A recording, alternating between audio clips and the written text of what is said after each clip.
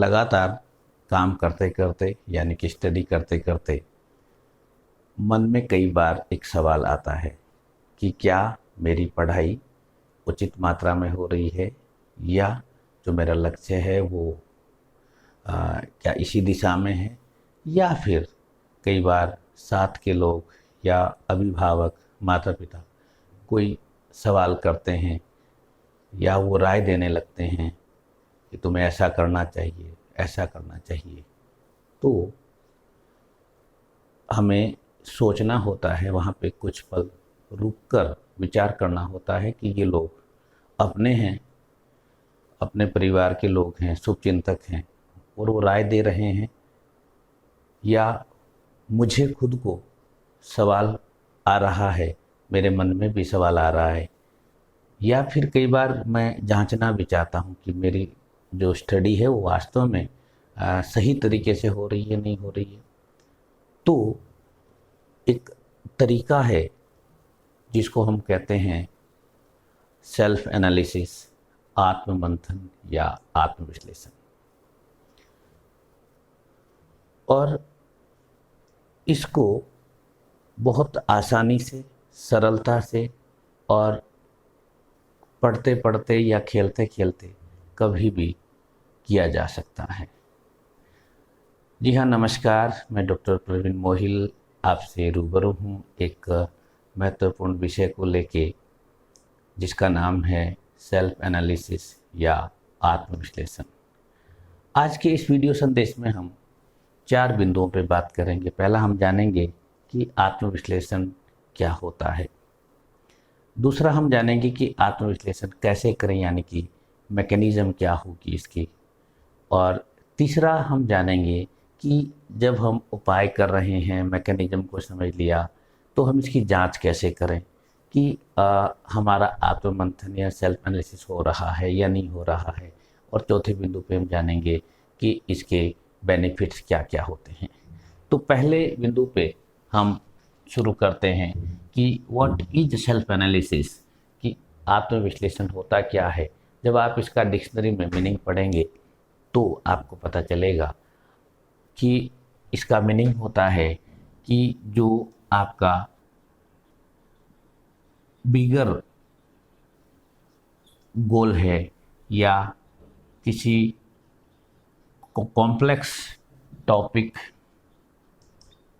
या एक बड़े ड्रीम को स्मॉलर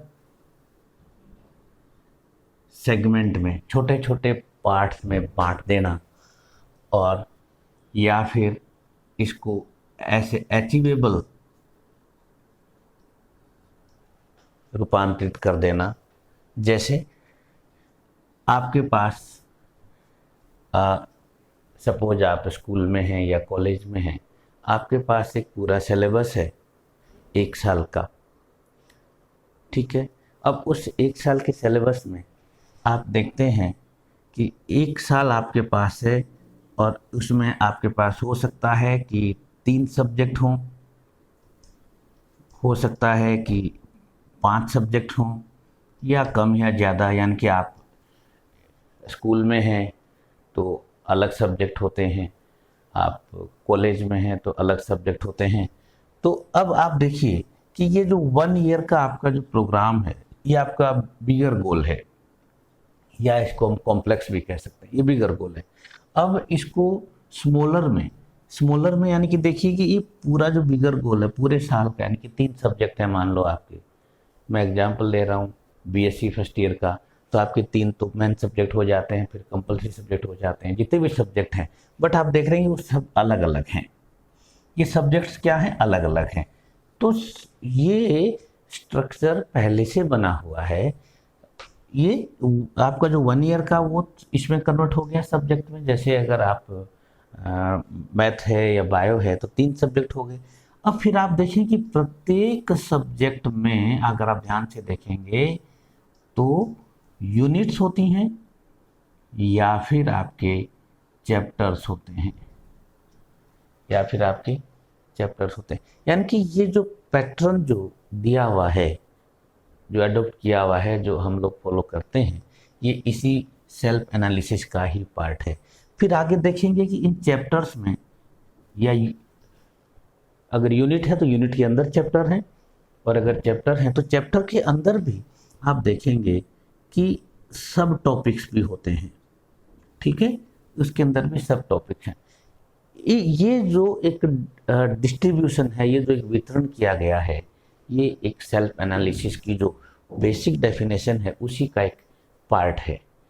अब ये जो टॉपिक है, और इसके बाद क्या होता है आपको सबको मालूम है, इसके बाद एंड में क्वेश्चंस दिए होते हैं। अगर आप क्वेश्चंस को भी देखेंगे तो आपके पास 3 कैटेगरी के सवाल आपको मिलेंगे, चाहे आप स्कूल में हैं या कॉलेज में हैं या यूनिवर्सिटी में, जहाँ भी आप हैं। आप देखेंगे एक तो ऑब्जेक्टिव क्वेश्चन मिलेंगे जहाँ पे 1 वर्ड में आंसर है या फिल इन द ब्लैंक्स है, और फिर आपको जो आंसर हैं जो 200 वर्ड्स में या वर्ड लिमिट में आंसर होते हैं, और उसके बाद में डेस्क्रिप्टिव ऐसे टाइप के आंसर होते हैं। तो वहाँ पर भी आपके जो क्वेश्चंस हैं, यानी कि जो आपका जो सब्जेक्ट जो चैप्टर का एनालिसिस है, उसको भी 3 भागों में बांटा हुआ है या 4 भागों में अलग अलग। यानी कि जो चैप्टर जो आपने पढ़ा है उसका एनालिसिस आप कर रहे हैं, तो छोटे लेवल पे बड़े लेवल से छोटे लेवल की तरफ, या छोटे से बड़े, यानी कि आप उसको अलग अलग डिफरेंट एंगल से आप उसका प्रत्येक पार्ट है वो आप उसको एनालिसिस में रख लेते हैं। तो ये है वास्तव में सेल्फ एनालिसिस। और ये हम डेली लाइफ में भी हम लोग ये सेल्फ एनालिसिस होता है। यानी कि सिंपल सी बात है कि बड़ी चीज़ को छोटे छोटे टुकड़ों में डिवाइड कर लेते हैं और फिर उनको एक एक को अचीव कर लेते हैं। अब आते हैं मैकेनिज्म पे कि ये इसकी क्रियाविधि क्या है। इसकी क्रियाविधि को समझने के लिए हमें 2 महत्वपूर्ण बिंदुओं पे चर्चा करनी है। पहला है गोल, यानी कि आप जो चाह रहे हैं, और उससे भी महत्वपूर्ण है सेल्फ, खुद, यानी कि मैं, आई, सबसे महत्वपूर्ण। और इस पूरी प्रक्रिया में सबसे बड़ा रोल इसी का है, यानी कि मेरा है। क्यों? गोल भी मेरा है, ड्रीम भी मेरा है, किसी दूसरे का नहीं है। अब देखिए, जो मेरा गोल है, यानी कि व्हाट आई वांट, और जैसे कोई कह रहा है कि मुझे इंजीनियर बनना है, तो ये उसका वोट हो गया। कोई कहता है कि मुझे मेरे स्कूल को टॉप करना है, ये उसका वोट हो गया। कोई कहता है कि मुझे ये जो एग्ज़ाम होने वाला है कंपटीशन, इसको मेरे को पास करना है, ये उसका वोट हो गया। तो ये वोट सबका अलग अलग और टाइम के अकॉर्डिंग अलग अलग है वोट। वाई और व्हेन या डेट, ये जो आपको व्हाट आई वांट है, ये यहाँ पर इसको एक्शन के साथ हमें कंपेयर करना होता है। इसको हमें एक्शन के साथ कंपेयर करना होता है। एक्शन के साथ कंपेयर करने का मतलब है कि जैसे एक स्टूडेंट है, वो ये कहता है कि मुझे इस साल इस क्लास को टॉप करना है। छोटा सा एग्जाम्पल है, बहुत से बच्चों के मन में चीज़ आती है।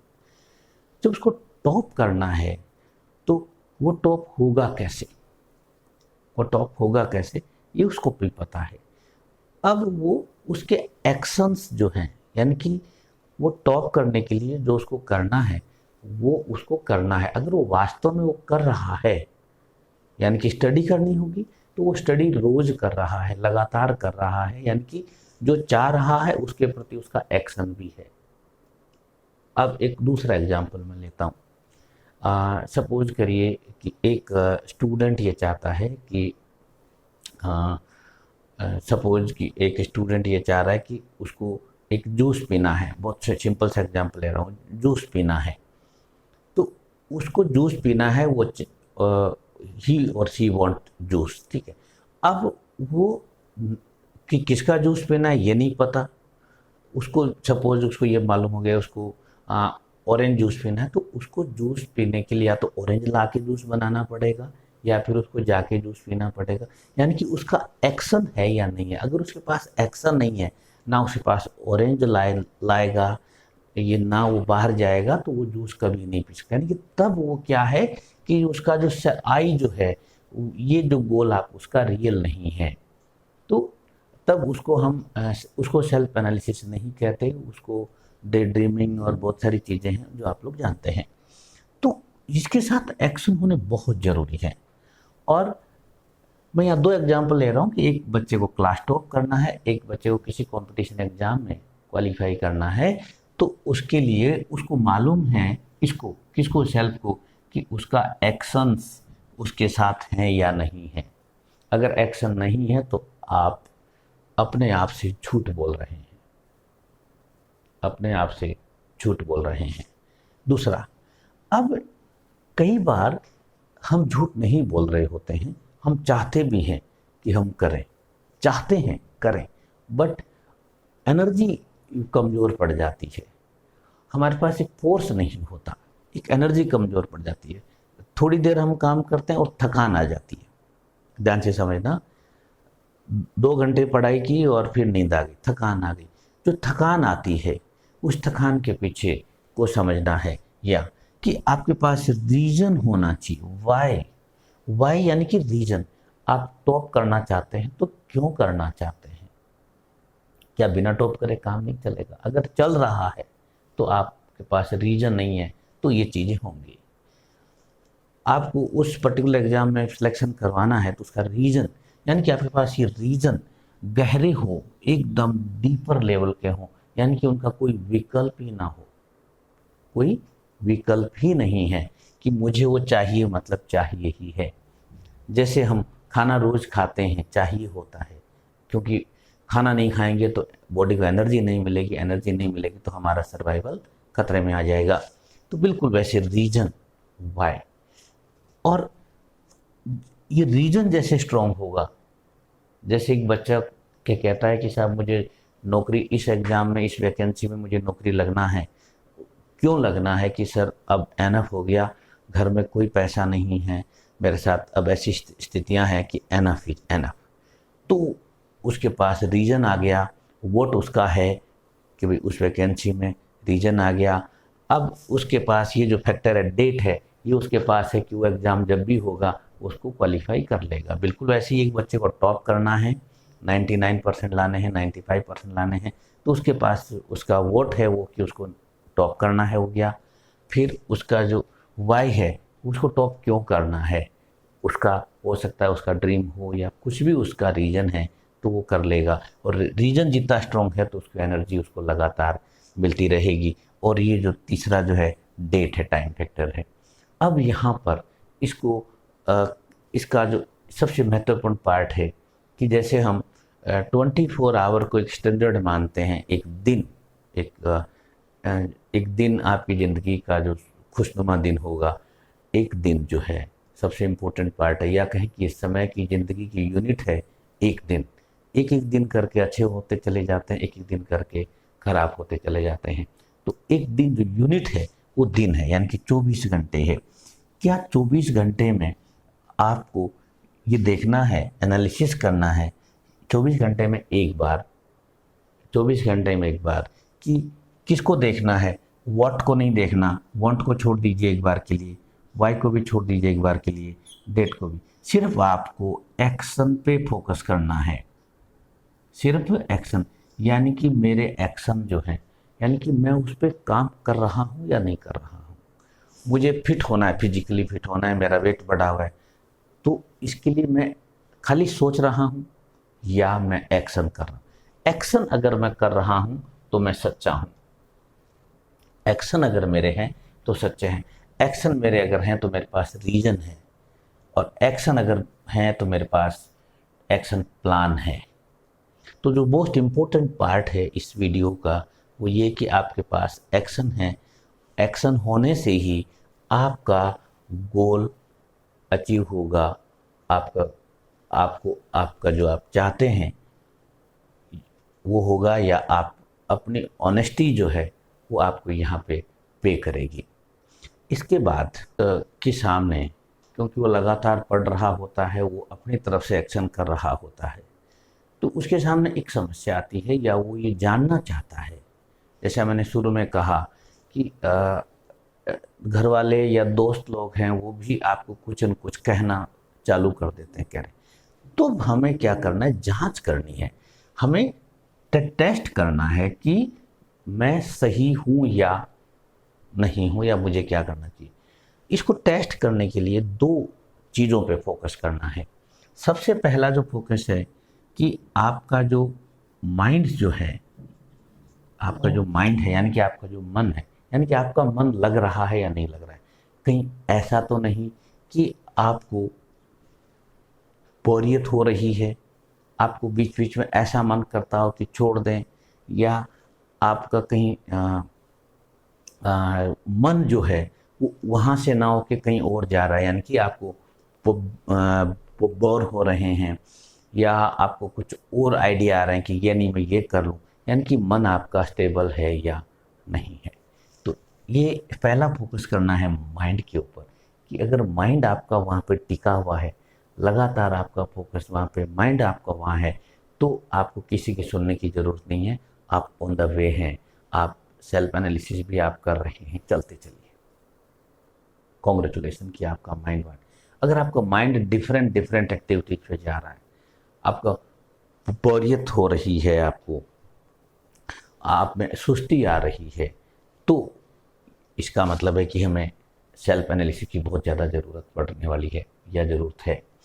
दूसरा, छोटे बच्चों के केस में, जैसे 10th 12th के केस में ये इतनी समझ नहीं होती है। 10th और 12th के केस में इतनी समझ नहीं होती है और फिटनेस भी रहती है, बट आगे जब हम हायर लेवल पे जाते हैं तो हमें ऐसे लगता है कि हम समझदार हो गए हैं। तो एक हमारा साथी है जो हमें बताता है, वो है हमारा बॉडी।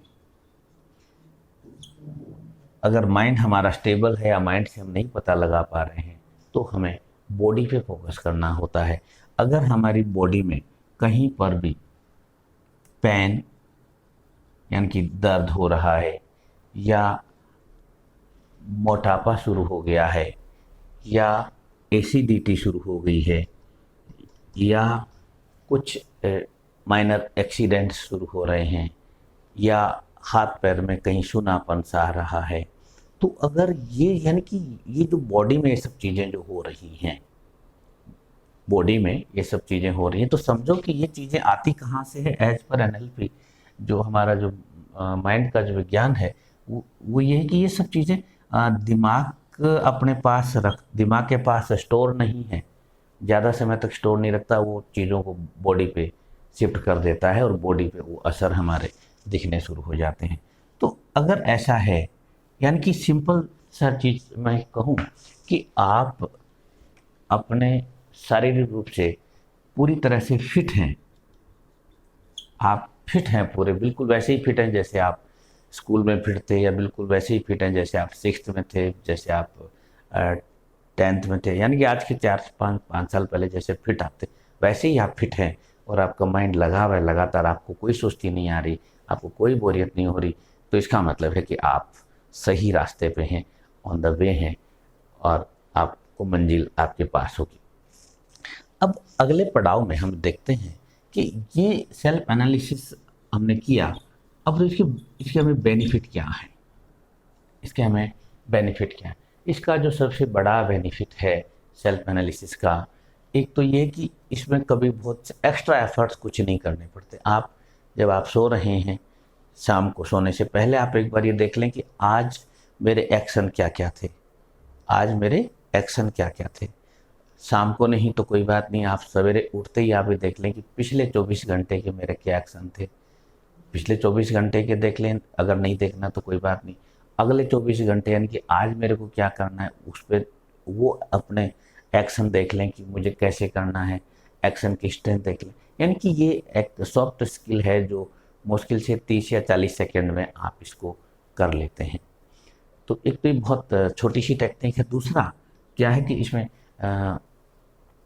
आपका जो बेनिफिट जो सबसे बड़ा है कि जो आपने सोचा है, जिसके लिए आप 24 घंटे काम कर रहे हैं, जिसके लिए आप 24 घंटे मेहनत कर रहे हैं, आपके घर वाले मेहनत कर रहे हैं, आपको आपके जो साथी हैं, आपके जो दोस्त हैं, आपके फैमिली जो आपको राय दे रहे हैं, वो सब आप अचीव कर लेते हैं। यानी कि आप एक कंप्लीट एक सक्सेसफुल आपका जो ड्रीम को आप अचीव कर लेते हैं। यानी कि जैसा आपने ड्रीम सोचा आप वो ही अचीव कर लेते हैं, अप डाउन नहीं होता।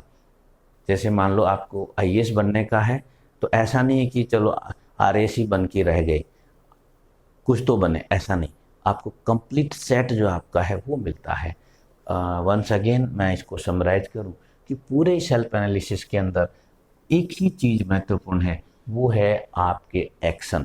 और आपके एक्शन आपके अकॉर्डिंग हों, आपके एक्शन के मालिक आप हों। आपके एक्शन स्ट्रॉन्ग होंगे, जितने आपका अपने एक्शन पे हक होगा उतने आप अच्छे से स्ट्रॉन्ग होंगे। एक्शन आपके स्ट्रॉन्ग हैं, एक्शन अगर आपके वीक हो रहे हैं तो आप अपने रीजन पे जाइए, अपने वाई पे जाइए।